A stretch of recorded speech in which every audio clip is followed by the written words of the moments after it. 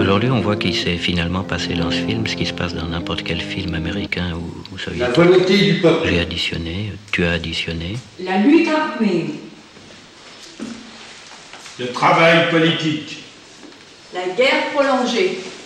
Jusqu'à la victoire.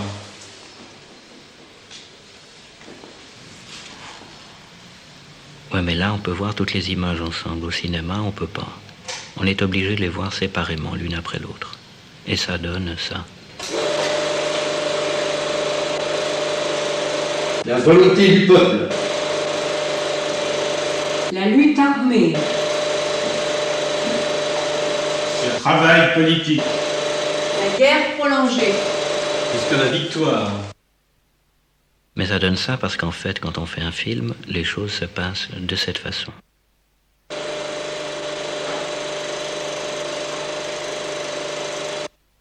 Chaque fois, une image vient remplacer l'autre.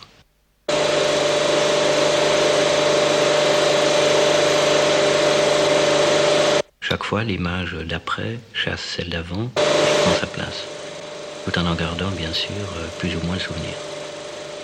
Et c'est possible parce que le film bouge.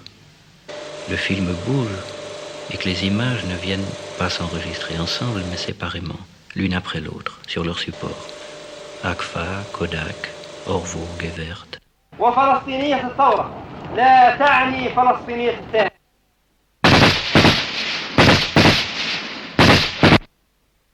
منذ بدأت الصهيونية باسم الدم باسم الجرم اللي أصبح سلاح ثورة سد أصبح سلاح ثورة سد أصبح هب هب هم هم. Et au total, c'est le temps qui a remplacé l'espace et parle à sa place. Ou plutôt, L'espace. La volonté du peuple. c'est de l'espace qui s'est enregistré sur le film sous une autre forme. Le temps. La volonté du peuple. L'espace. La lutte armée. Qui n'est plus tout à fait de l'espace, mais une sorte de traduction, une sorte de sentiment que l'on a de cet espace, L'espace, le travail politique.